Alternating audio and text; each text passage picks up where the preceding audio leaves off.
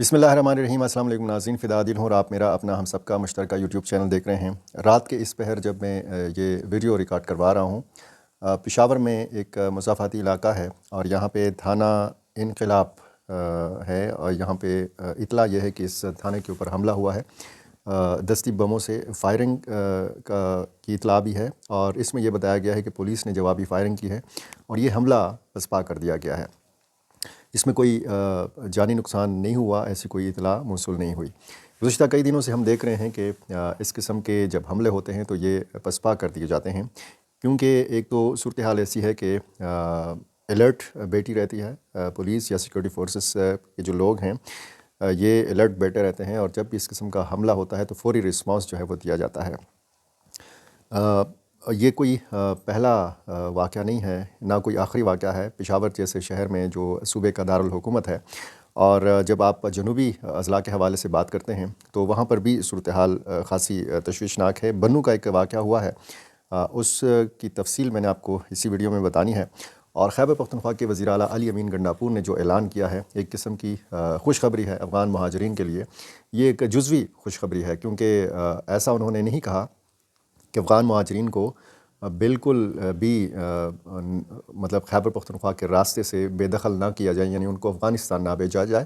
صرف انہوں نے یہ کہا ہے کہ ان کے ساتھ سختی نہیں کرنے دی جائے گی، ان کو زبردستی بے دخل نہیں کرنے دیا جائے گا۔ اس معاملے پر بھی بات کرنی ہے۔ یہ اسلام آباد میں انہوں نے پریس کانفرنس کی، اور ڈرون حملے جو ہوئے کاٹلنگ مردان میں، اس کے خلاف پی ٹی آئی نے احتجاج کیا۔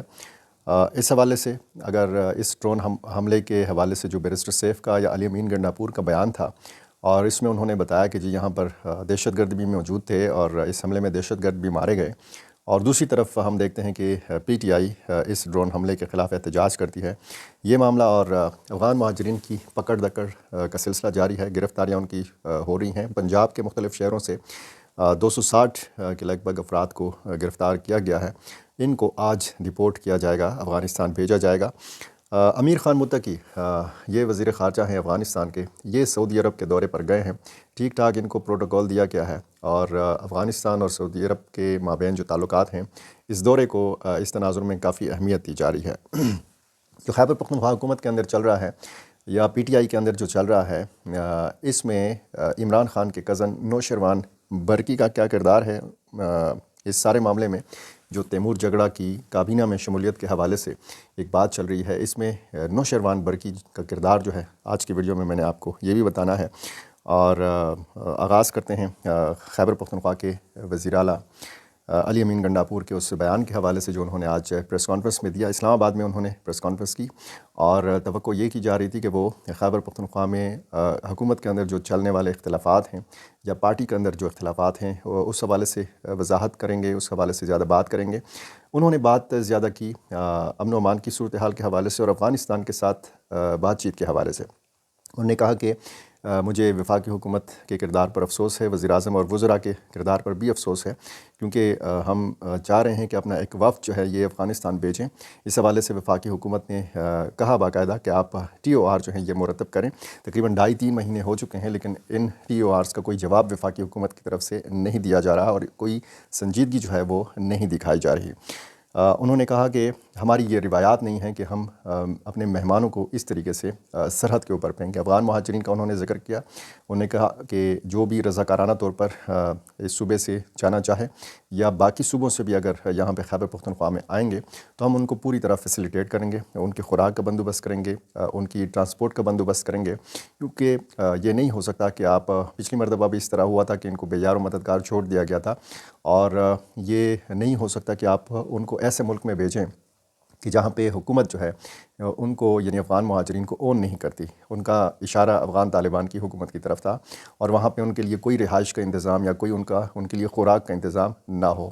تو پھر انہوں نے کہا کہ میں یہ نہیں ہونے دوں گا۔ ہماری صوبے کی جو پولیس ہے وہ ان کو زبردستی نہیں نکالے گی۔ اسی وقت جب علی امین خان گنڈاپور یہ بات کر رہے تھے، خیبر پختونخوا کے مختلف علاقوں میں آپ کہہ سکتے ہیں کہ گھر گھر سرچ آپریشن یا اس حوالے سے نوٹسز کے اجراء کا سلسلہ بھی جاری تھا۔ کچھ گرفتاریوں کی خبریں بھی آئیں تقریباً، اور اس میں ایف آئی آر کے اندراج کی خبریں بھی موصول ہوتی رہیں پولیس کی جانب سے۔ اگر خیبر پختونخوا پولیس جو ہے وزیر اعلیٰ خیبر پختونخوا کے ماتحت ہے، صوبائی حکومت کے اگر ماتحت ہے جو ہے، تو پھر اس میں کچھ تضادات بھی ہیں۔ تضادات یہ ہیں کہ کچھ عرصہ قبل آپ کو یاد ہوگا کہ پشتون تحفظ موومنٹ کے زیر اہتمام ایک پشتون قومی جرگے کا انعقاد ہوا تھا، اور اس جرگے کے انعقاد سے کچھ دن قبل فائرنگ کا واقعہ ہوا تھا۔ اس میں 4 شہادتیں ہوئی تھیں۔ وزیر اعلیٰ خیبر پختونخوا نے تو بتایا تھا کہ اس واقعے میں 5 شہادتیں ہوئی تھیں۔ تو یہ احکامات کس نے جاری کیے تھے؟ خیبر پختونخوا حکومت نے نہیں کیے تھے، وزیر اعلیٰ خیبر پختونخوا نے بھی اس واقعے کی مذمت کی تھی۔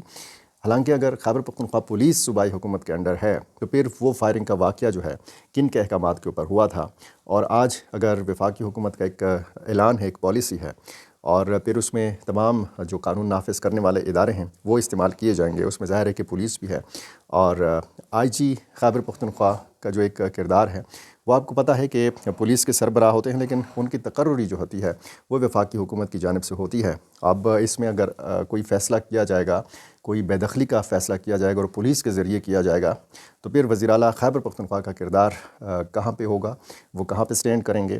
اور جس طریقے سے انہوں نے کہا ہے کہ یہ ہماری روایات نہیں ہیں، بالکل ہماری روایات ایسی نہیں ہیں، لیکن ان کی اس بات میں پھر ظاہر ہے کہ کچھ لوگوں نے تضاد ڈھونڈنے کی کوشش کی ہے۔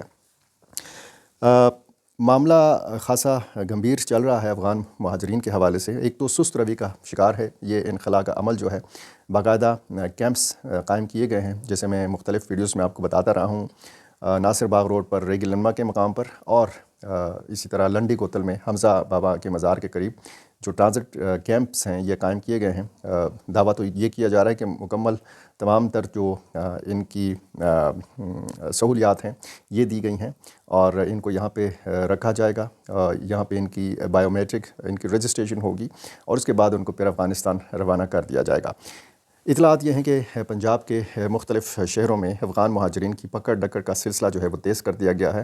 کوئی 260 افراد جو ہیں یہ خیبر پختونخوا پہنچائے گئے ہیں، جن کو آج افغانستان باقاعدہ طور پر پہنچایا جائے گا، اور یہ کچھ تورخم کے مقام پر، لنڈی کوتل کے مقام پر جو افغان مہاجرین ہیں وہ بڑے ملے جلے جذبات کا اظہار کر رہے ہیں۔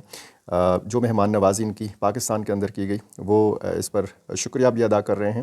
وہ بڑے دل گرفتہ بھی ہیں، بڑے پریشان بھی ہیں، کیونکہ میں کچھ انٹرویوز سن رہا تھا کچھ نوجوانوں کے، تو وہ کہہ رہے تھے کہ ہم دکھی بھی ہیں، ہمیں خوشی بھی ہے۔ خوشی اس بات کی ہے کہ ہم اپنے وطن واپس جا رہے ہیں، دکھ ہمیں اس بات کا ہے کہ ہمیں اپنے جو یار دوست ہیں وہ چھوڑنا پڑ رہے ہیں۔ اپنا سارا سلسلہ، اپنا سارا کاروبار، بہت سارے افغان آپ کو پتہ ہے کہ یہاں پہ پیدا ہوئے۔ یہ جو صورتحال ہے اب ظاہر ہے کہ انتہائی تشویشناک ہے ان کے لیے۔ مختصراً ہم ظاہر ہے کہ ساری چیزوں پہ بات کر لیتے ہیں۔ امیر خان متقی وزیر خارجہ ہیں افغانستان کے، یہ سعودی عرب کے دورے پر گئے ہیں۔ کچھ حلقوں کا خیال تھا کہ ان کو اس موقع کے اوپر اس حساس نوعیت کے معاملات کو نمٹانے کے لیے اسلام آباد ہونا چاہیے تھا، ان کو اسلام آباد کا دورہ کرنا چاہیے تھا فوری طور پر، اور بات کرنی چاہیے تھی حکومت پاکستان سے۔ وہ سعودی عرب چلے گئے ہیں، ظاہر ہے کہ ان کا یہ شیڈیولڈ دورہ ہوگا، اچانک نہیں ہوگا، لیکن اس دورے کو کافی اہمیت دی جا رہی ہے افغانستان اور سعودی عرب کے تعلقات کے تناظر میں۔ سعودی عرب نے حال ہی میں کابل میں اپنا سفارت خانہ جو ہے وہ فعال بنایا ہے۔ جو افغان مہاجرین ہیں، جو افغان شہری ہیں افغانستان کے اندر، ان کے لیے حج اور عمرے کے معاملے میں بہت زیادہ سہولت اس حوالے سے مل گئی ہے۔ اور سعودی عرب وہ ملک ہے، آپ کو پتہ ہے کہ جب افغان طالبان پہلی مرتبہ بھی برسر اقتدار تھے تو سعودی عرب نے، متحدہ عرب امارات نے اور پاکستان نے طالبان کی حکومت کو تسلیم کیا تھا۔ آج سعودی عرب، متحدہ عرب امارات اور پاکستان سمیت کسی بھی ملک نے افغان طالبان کی حکومت کو باقاعدہ طور پر تسلیم نہیں کیا۔ بنو میں ایک واقعہ ہوا ہے، اور اس بنو کے واقعے کے بعد میں نے آپ کو مختصراً جو سیاسی معاملات چل رہے ہیں خیبر پختونخوا حکومت کے اندر، جو اختلافات کی خبریں ہیں، اس پر بھی تھوڑی بہت بات کرنی ہے۔ بنو میں لنک روڈ کے اوپر کاشو پل ایک تفریحی مقام ہے، یہاں پر کہا گیا ہے، بتایا گیا ہے کہ ملیٹنٹس نے ناکہ بندی کی، اور ایک گاڑی جو ہے وہ کرک سے بنو آ رہی تھی، جس میں پی ڈی ایم اے کے ایک افسر اور موجودہ خیبر پختونخوا کے چیف سیکریٹری کے انتہائی قریبی رشتہ دار سوار تھے۔ ان ملیٹنٹس نے اس گاڑی کو رکنے کا اشارہ کیا، لیکن یہ گاڑی نہیں رکی، اس پر فائرنگ کی گئی، اس کا ٹائر جو ہے یہ پنکچر ہوا، لیکن اس دوران یہ جو گاڑی میں سوار افراد تھے انہوں نے گاڑی کو یہ بگانے میں کامیاب ہوئے، لیکن یہ زخمی ہو گئے ہیں دونوں افراد۔ اس حوالے سے اطلاع یہ آئی ہے کہ پی ڈی ایم اے کا افسر، شاہد نام ہے جن کا، اور چیف سیکرٹری کے جو قریبی رشتہ دار ہیں عدنان علی شاہ، ان کے حوالے سے کہا گیا ہے کہ یہ زخمی ہیں۔ بنو میں مختلف جو دیگر مضافاتی علاقے ہیں یہاں پہلے بھی ناکہ بندیاں ہوتی رہی ہیں ملیٹنٹس کی طرف سے. اسی طرح لکی مروت میں، ٹانک میں، ڈیر اسماعیل خان میں، وزیرستان میں اس قسم کے واقعات جو ہیں یہ ہوتے رہے ہیں.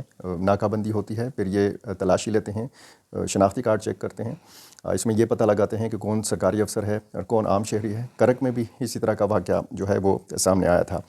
یہ ساری صورتحال جب ہم دیکھتے ہیں تو پھر ظاہر ہے کہ انتہائی تشویشناک ایک صورتحال بنتی ہے. اور اسی وجہ سے میں نے یہ کہا کہ ایک طرف اگر امن و امان کی یہ صورتحال ہے تو پھر خیبر پختونخوا حکومت کو اس کے مقابلے میں مستحکم ہونا چاہیے.